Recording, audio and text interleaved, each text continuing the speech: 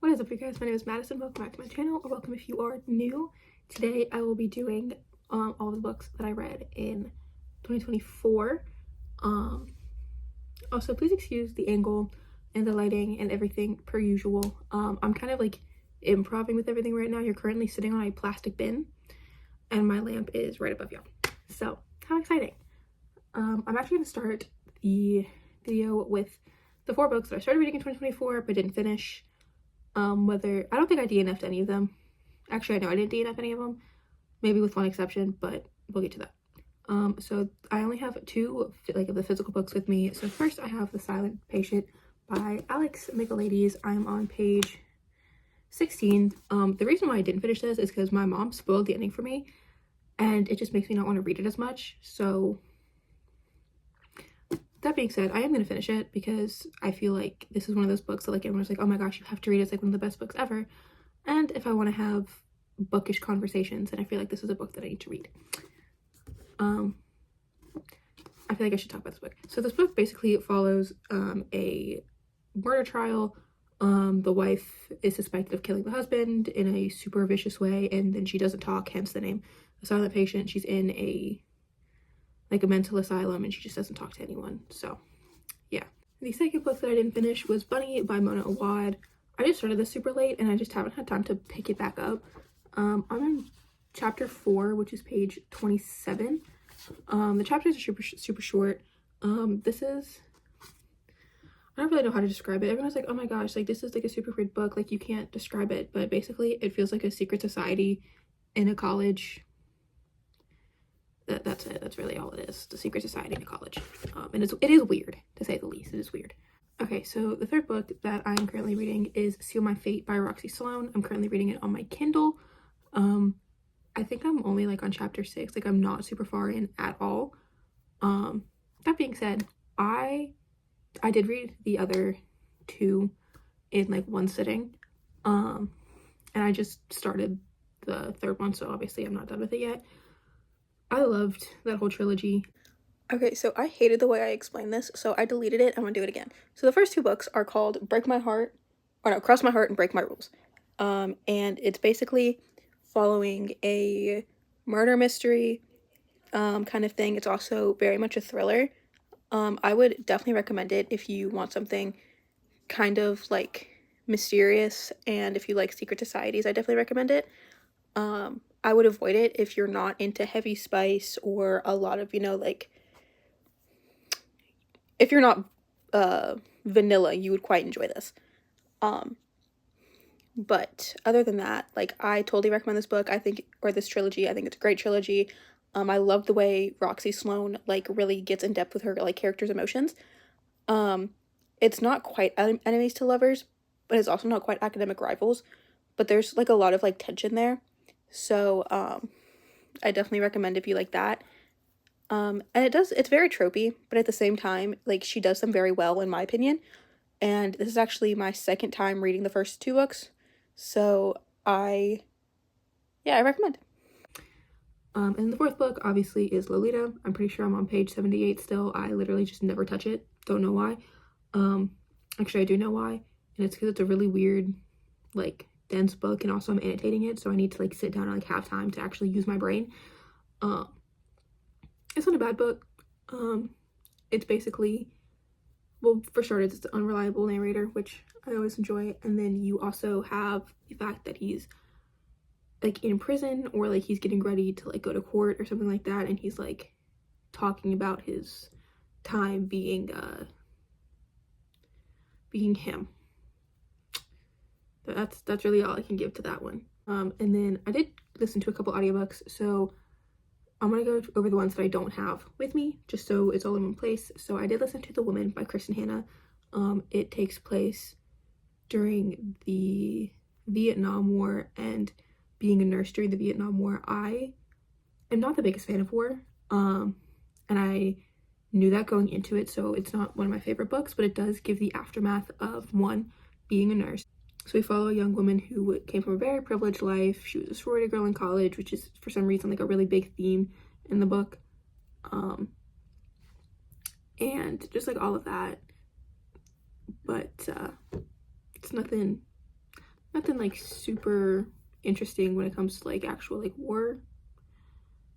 It just kind of talks about like her being a nurse and everything like that, and then coming back. That's where it kind of gets interesting, because you have all of her love interests going through, and then like the repercussions of PTSD, and also how people were treating those that went to Vietnam, and also being a woman at the time, which wasn't easy, wasn't the easiest. I'm also gonna talk about the books that I don't physically have with me right now because they're in Pennsylvania. So I did read Stars and Smoke by Marie Lu. That was a 5 out of 5 book. I really need to get the second one. I think it's Iron and Inferno or something like that. I love it. It is basically a superstar and a spy romance, and it's so good. I also listened to the audiobook for Frankenstein by Mary Shelley. I love reading classics. I feel like that's important. Period. That's really all I gotta say about that. I read Haunting Adeline by H.G. Carlton. I spite read the first book, but it ended on a cliffhanger, so I have to read the second book, and I'm kind of mad about it because I really didn't like the first book. Yeah. Then I read Reminders of Him by Colleen Hoover. It's not the worst Colleen Hoover book I've ever read. I am spite reading all of Colleen Hoover's books, so when people ask me why I don't like her as an author, I can give a valid answer. And yeah, I think I gave it like 2.5 stars. I read the Saturday Night Ghost Club by Craig Davidson. That is a 5 out of 5 book. We're basically following themes of like grief and like loss and things like that, while also navigating like not even teenage romance, but like teenager like crushes and things like that. And it's so good. I 100% recommend. And that's all the books I don't have with me, with the exception of I think one, but it was part of a series, so I will get to that when we get to that series. So the first book I read was You'd Be Home by Now. Well, this isn't in any particular order. I'm just gonna go through. Yeah, is You'd Be Home by Now by Kathleen Glasgow. My boyfriend, I think, got this for me. So I felt the need to read it, and this is a very hard book to read. It's talking about drug use and drug abuse, and also navigating like loss and grief as a teenager, and going from being super popular to kind of weird. This was a good book. I will say that. Next, I listened to the audiobook of this because I listened to the entire book on my car ride to Pennsylvania. This was a fantastic book. It wasn't like my favorite when it came to like plot, but the way it was written was just great. It was so good. You're basically following a girl who doesn't exist and hasn't existed for 300 years, but she still walks the earth. It's also a romance, which I did not expect. Next, I read Warcross and Wildcard by Marie Lu. This is my favorite duology, my favorite author. I love it so much. It's a sci-fi romance kind of thing, but it's also not super romance heavy, and it's YA. Next, I finally read the last book of the Giver Quartet, Sun. This book is the perfect ending for that quartet. I can't really spoil it. Like, I can't really give much to it. Other than it starts as a prequel to The Giver and then ends in a different... Yeah, that's really all I can give to that.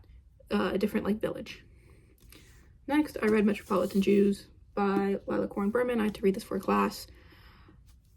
It's a nonfiction book about metropolitan Jews. That's really it. Next, I read the entire program series. Now, all of the I don't own any of the novellas, and so I listened to the audiobooks of these two, but I do own the actual like main series. They're pretty good. It's one of my favorite series to ever exist. It talks a lot about suicide and different things like that, but also following a very dystopian kind of treatment program, hence the program novel series, to stop like this epidemic, pandemic, whatever they're calling it. So yeah. Next, I read Icebreaker by Hannah Grace. I picked it up because everyone was reading it, and I was like, you know what, I love hockey. It's one of my favorite sports. I literally have a Nashville Predators blanket on my bed right now. I love hockey. It's a college romance. That's it. Yeah. Nothing special. And then I read Homebody by Rupi Kaur and Broken Flowers and Other Stairways to Heaven by Robert M. Drake. These are two of my most recent reads because I felt like I wasn't going to hit my read goal. And I was like, you know what? I love poetry. I don't have any poetry back in Pennsylvania, so why not read some while I'm here? Next, I have Folded Notes from High School by Matt Boren.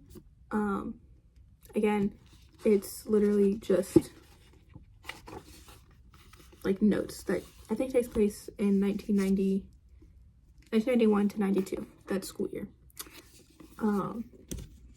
And you're basically seeing everything through the life of notes. So like it's following like storylines, but it gets kind of confusing. It's very much unreliable narrator. We follow Tara Maureen Murphy, who is the girl who would say anything and lie to cover her own ass. And then you have like all of the people she's writing notes to. It's like a romance, and there's a lot of different like drama and stuff like that. And it's just really fun.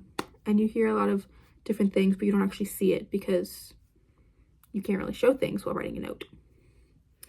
And the last thing that I read, and this is gonna kind of suck to hold up, so I'm gonna go one by one.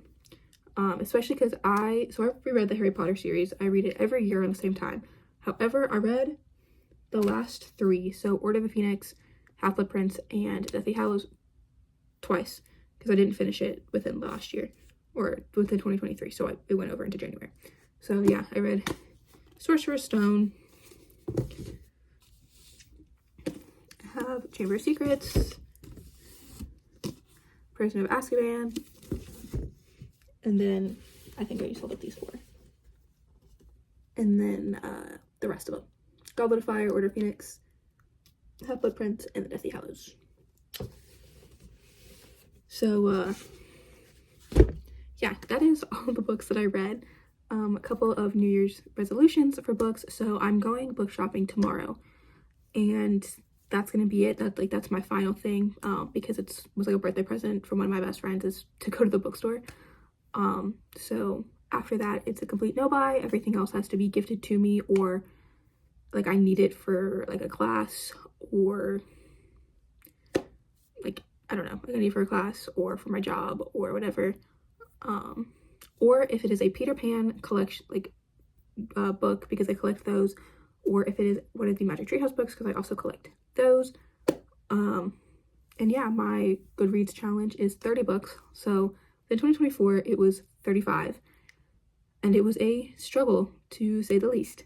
I want to read 30 books. I want to read a book, at least one book, every single month this year, whether that's an audiobook, it's on my Kindle, it's a physical book, however it may be. That obviously doesn't count if I'm reading like books to my students, unless it's a chapter book, I guess.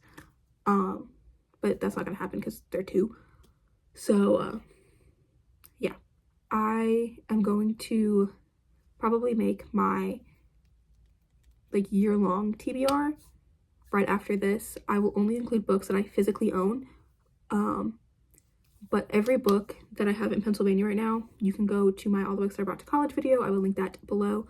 All of those books are always on my TBR until they're read. And one of my big goals for Pennsylvania is to only have books on my shelf that I have read or that I'm going to read within the next couple of months. So yeah, anyway, that's really it. I'll probably make a more in-depth like reading goals video when I actually like sit down and think of them. And I will also probably do all of my Project Pan stuff when I get back and have all of my makeup with me. So yeah, that is all for today's video. I hope you enjoyed. Make sure to like, comment, subscribe down below. All my social media will also be down below. And I will see you whenever that may be. Bye!